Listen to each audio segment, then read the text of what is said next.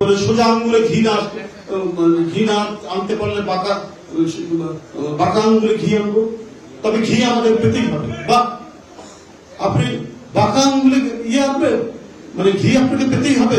আপনার কাছে democracy, ideology, আদর্শ কোন ইয়ে নেই, তাও আবার আপনারা ইসলাম নিয়ে রাজনীতি করেন, কি ধরনের কথা। এবং গুরুত্বপূর্ণ নেতা আপনি একটি দলের ইসলামের আদর্শবোধ তো অত্যন্ত প্রখর, সেই রাজনীতি করে, ইসলামের নাম নিয়ে রাজনীতি করে বলছেন সোজা আঙ্গুলে ঘি না আসলে বাঁকা করবো এবং ঘি আমাদের পেতেই হবে। অর্থাৎ আপনার কাছে অবাধ সুষ্ঠু নির্বাচন গুরুত্বপূর্ণ নয়, আপনার কাছে কি বলে যে জনগণের কাছে জবাবদিহিতা গুরুত্বপূর্ণ নয়, আইনের শাসন গুরুত্বপূর্ণ নয়, আপনার হচ্ছে অমল ধবল ক্ষমতা। এবং ক্ষমতাটা যে প্রক্রিয়াই হোক না কেন, এই ক্ষমতাটা যে প্রক্রিয়াই হোক আপনাকে পেতে হবে। তাহলে হাসিনার সাথে পার্থক্য কি? হাসিনার সাথে আপনাদের পার্থক্য নেই, কখনোই ছিল না। আমরা আপাত দৃষ্টিতে দেখি আওয়ামী লীগ তারা প্রচন্ড সমালোচনা করে সেই ইসলামপন্থী রাজনৈতিক দলগুলোকে, কিন্তু কার্যত আমরা দেখেছি প্রত্যেকটি ক্ষেত্রে তারা তাদের সাথেই মিলে গেছে।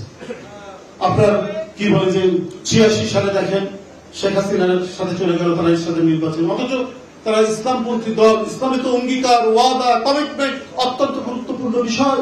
সেই কমিটমেন্টকে অগ্রাহ্য করে হাসিনার সাথে নির্বাচনে চলে গেল। আবার 2005 সালে কি বলে যে আন্দোলন শুরু করলো, কি বলে 95 তো তত্ত্বাবধায়ক সরকার শুরু করলো।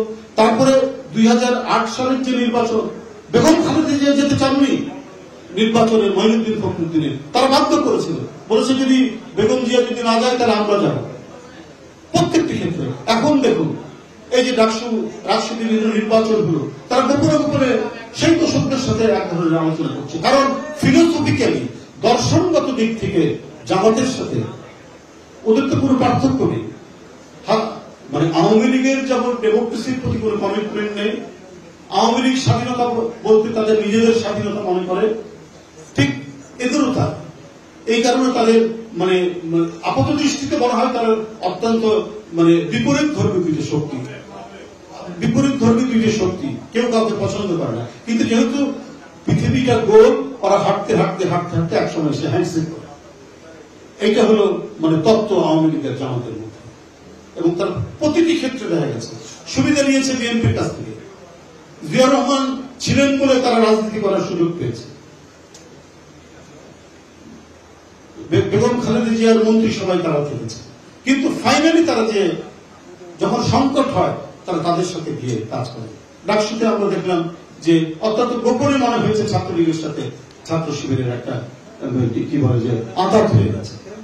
তাহলে এইরকম ফোর্স, এইরকম শক্তি যদি জন্ম লাভ করে থাকে সমাজের ভিতরে, তাহলে দেশের সার্বভৌমত্বের জন্য এটা একটা বিরাট চ্যালেঞ্জ হয়ে দাঁড়াবে।